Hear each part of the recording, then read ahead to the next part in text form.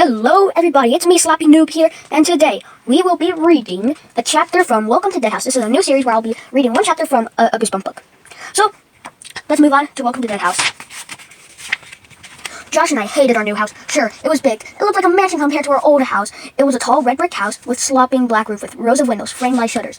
It's so dark, I thought, studying it from the street. The whole house was covered in darkness as if it was hiding in the shadows of the gnarled old trees that bent over it. It was like the middle of July, but dead brown leaves blanketed the front yard. Our sneakers crunched over them as we trudged up the gravel driveway. Tall weeds poked up everywhere. Through the dead leaves, thick clumps of weed had come completely overgrown an old flower bed beside the front porch. This house is creepy, I thought. Unhappily, Josh must have been thinking the same thing.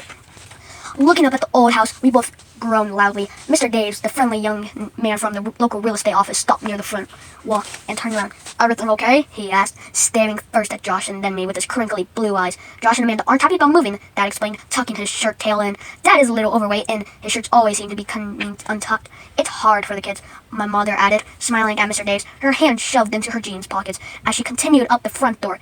Leaving all of their friends behind, moving to a strange new place. "Strange is right," Josh said, shaking his head. "This house is gross." Mr. Dave chuckled. "It's an old house, that's for sure," he said, patting Josh on the shoulder. "It just needs some work, Josh." Dad smiled at Mr. Dave. "No one has lived in it for a while, so it would take some fixing up." "Look how big it is," Mom added, smoothing back her straight black hair and smiling at Josh. "We'll have a room for a den, and maybe a rec room too. Would you like that? Wouldn't you, Amanda?" I shrugged. A cold breeze made me shiver. It was actually a beautiful hot summer day, but the closer we got to the house, the colder I felt. I guess it was because of the tall, old trees. I was wearing white tennis shorts and a sleeveless blue t-shirt. It had been hot in the car, but now I was freezing. Maybe we'd be warmer in the house, I thought. "How old are they?" Mr. Daves asked Mom, stepping onto the front porch. "Amanda is 12, Mom answered, and Josh turned 11 last month." "They look so much alike," Mr. Daves told Mom. I couldn't decide if that was a compliment or not. I guess it's true. Josh and I are both tall and thin, and I have curly brown hair like Dad's and dark brown eyes. Everyone says that we have a serious face. "I really want to go home," Josh said, his voice crackling. "I hate this place. My brother's the most impatient kid in the world, and when he makes his mind about something, that's it. He's a little spoiled, at least I think so. Whenever he makes a big fuss about something, he usually gets his way. We may look alike, but we're not that similar. I'm a lot more patient than Josh is, a lot more sensible, probably because I'm older and because I'm a girl."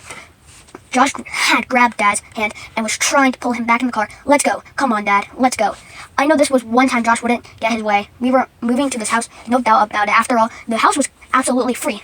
A great uncle of Dad's, a man we didn't even know, had died and left this house to Dad in his will. I'll never forget the way on looked Dad's face when he got the letter from the lawyer. He let out loud a whoop and began dancing around in the living room. Josh and I had thought he'd been flipped or something. "My great uncle Charles has left us a house in his will," Dad explained, reading and rereading the letter. "In this town called Dark Falls." "Huh?"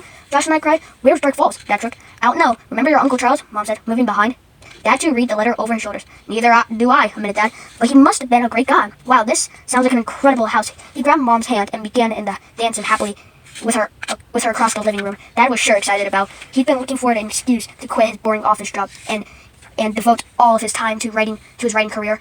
This house, absolutely free, would be just an excuse he needed.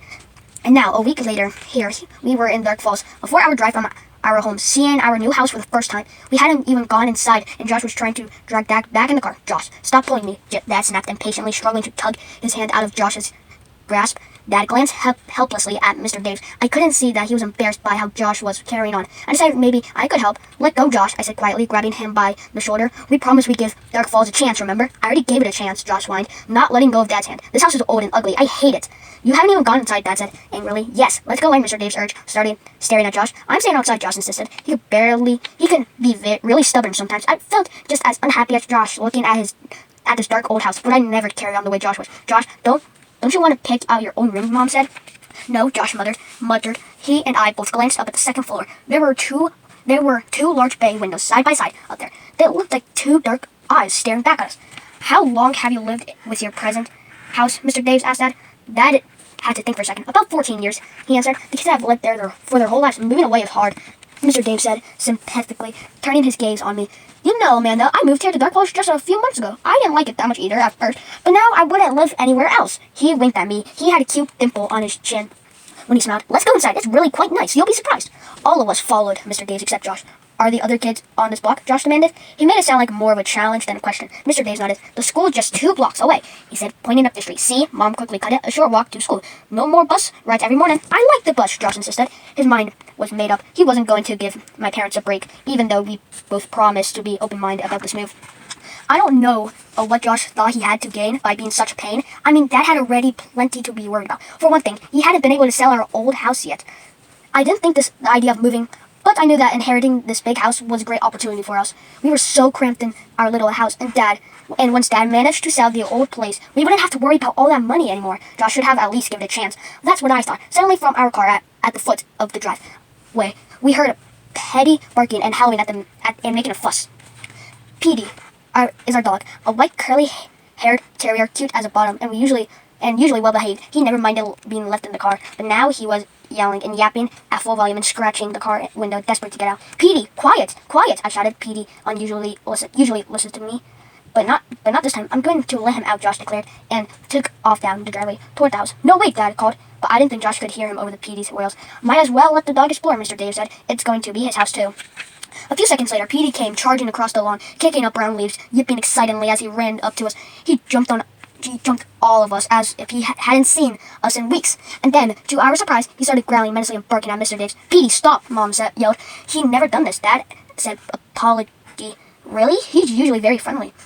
"He probably smells something on me, another dog, maybe," Mr. Davis said, loosening his strict tie, looking warily at our growling dog. Finally, Josh grabbed Petey around the middle and lifted him away from Mr. Davis. "Stop it, Petey," Josh scolded, holding the dog up close to his face. They were nose to nose. Mr. Davis is our friend. Petey whimpered and licked Josh's face. After a short while, Josh set him back down on the ground. Petey looked up at Mr. Davis, then me, then decided to go sniffling around the yard, letting his nose lead the way. "Let's go inside," Mr. Davis urged, moving a hand through his short blonde hair. He unlocked the first door and pushed it open. Mr. Davis held the screen door for us. I started to follow my parents into the house. "I'll stay out here with Petey," Josh insisted, for the walk. Dad started to protest, but changed his mind. "Okay, fine," he said, sighing and shaking his head. "I'm not going to argue with you. Don't come in. You can live outside if you want." He sounded really exasperated. "I want to stay with Petey," Josh said again, watching Petey's nose his way through over the grown flower bed. Mr. Davis followed us into the hallway, gently closing the screen door behind him, giving Josh a final glance. "He'll be fine," he said softly, smiling at Mom. "He can be so stubborn sometimes," Mom said. Apology. She peeked into the living room. "I'm really sorry about Petey. I don't know what got into that dog." "No problem. We'll start in the living room," Mr. Dave said, leading the way. "I think you'll be pleasantly surprised by how suspicious it is, of course, and needed work." He took us on a tour of every room in that house. I was beginning to get excited. The house was really kind of neat. There were so many rooms and so many closets, and my room was huge and had its own bathroom and its old-fashioned window seat where I could sit and look down at the street. I wish Josh had to come inside with us if he could see how great the house was inside. I know he started to cheer up. I couldn't believe how many rooms there was. There was even a finished attic filled with old furniture and stacks of old mystery cartoons we could explore. We must have been inside for at least half an hour. I really didn't keep track of the time. I think all three of us were feeling cheered up. "Well, I think I've shown you everything," Mr. Davis said, glancing at his watch. He led the way to the front door. "Wait, I want to take one more look at my room," I told them excitedly. I started up the stairs, taking them two at a time. "I'll be down in a second." "Hurry, dear. I'm sure Mr. Davis has other appointments," Mom called after me. I reached the second floor, landing and hurried down in the narrow hallway and into my new room. "Wow," I said aloud, and the word echoed faintly against the empty wall. It was so big, and I loved the bay window with the window seats. I walked over to see it and peered out through the trees. I could see our car in the driveway, and beyond it, a house that looked a lot like ours across the street. "I'm going to put my bed against the wall across from the window," I thought happily, "and my desk can go over there. I'll have room for my computer now." I took one more look at my long walk-in closet, which had a light in the ceiling and wide shelves against the back wall. I was heading to the door, thinking about which of my posters I wanted to bring with me, when I saw the boy. He stood in the doorway for just a second, and then he turned and disappeared down the hall. "Josh?" I cried. "Hey, come look." With a shock, I realized it wasn't Josh. For one thing, the boy had blonde hair. "Hey," I called, and ran to the hallway, stopping just outside my bedroom door, looking both ways. "Who's there?" But the long hall was empty. All the doors were closed. "Whoa, Amanda," I said out loud. Was I seeing things? Mom and Dad were calling from downstairs. I took one last look at the dark corridor, then hurried to rejoin them. "Hey, Mr. Dave," I called as I ran downstairs. "Is this house haunted?" He chuckled. This question seemed to strike him funny. "No, sorry," he said, looking at me with those crinkly blue eyes. "No ghost included. A lot of old houses around here are said to be haunted, but I'm afraid this isn't one of them." "I thought I saw something," I said, feeling a little foolish. "Probably just shadows," Mom said. "With all the trees, this house is so dark. Why don't you run outside and tell Josh about this house?" Dad suggested, tucking in the front of his shirt. "Your mom and I have some things to talk over with Mr. Davis." "Yes, Master," I said with a little bow and obeyed, and immediately ran out to tell Josh all about what he'd missed. "Hey, Josh," I called eagerly, searching the yard. "Josh?" My heart sank. Josh and Petey were gone.